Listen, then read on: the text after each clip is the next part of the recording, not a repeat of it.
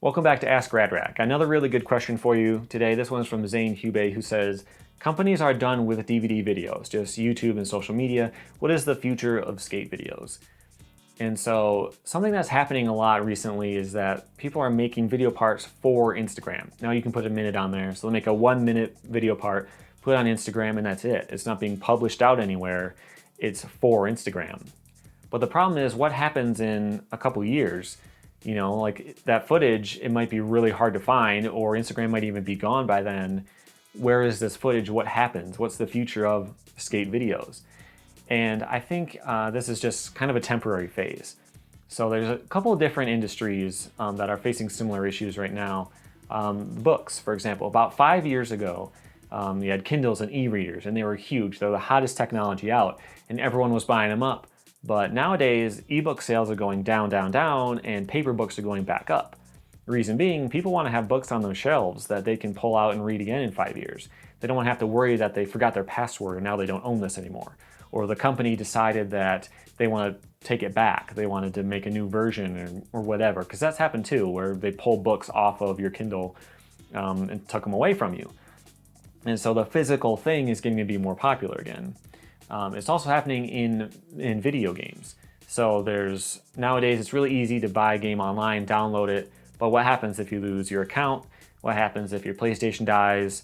You got to figure out what your PSN code, like all that kind of stuff, or the server goes down.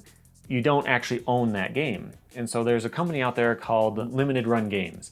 And what they do is they make a download-only game onto a disc, and they actually sell it, on disc.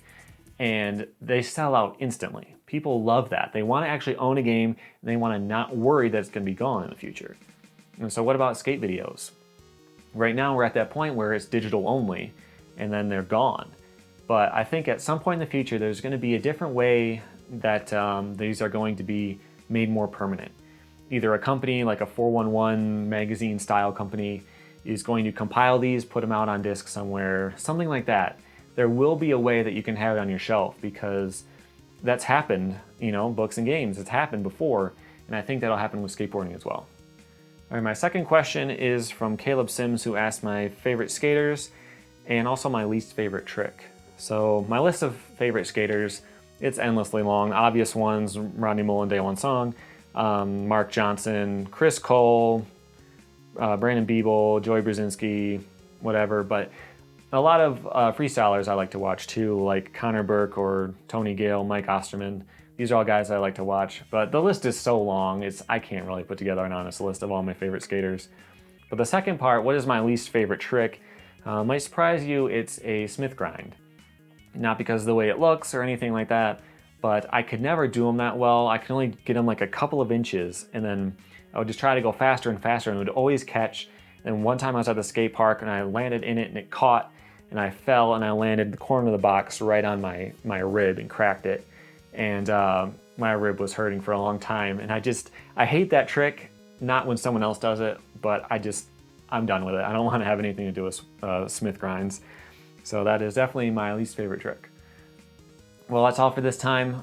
Post your questions for next time in the comments below. I also have a Twitter and Instagram. Links to those are below, where you can ask questions as well.